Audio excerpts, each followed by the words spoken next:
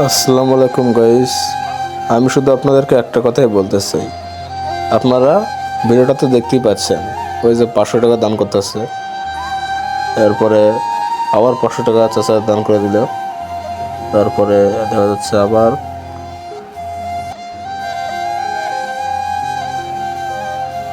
এই যে আবার একাকার করে দিয়েছে 500 দিয়েছে। 1000 টাকা দিছে, 1000 তো টাকা। আমি শুধু চাইবো প্রতিটি জেলায় যেন আল্লাহ গরিব লোকের পাশে দাঁড়ানোর জন্য এরকম শুধু একটা করে এমপি থাকে, মানে প্রতিটা জেলায় যেন একটা করে এমপি থাকে ত্রাণ সাহায্য করার জন্য।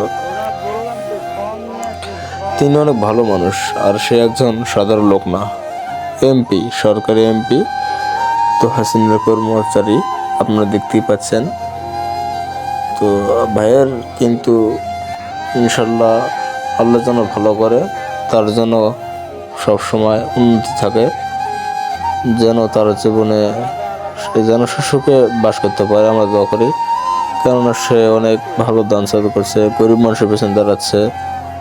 এরকমই তো সব জেলায় থাকলে, সব গ্রামে থাকলে সবাই সুখে থাকতে পারত।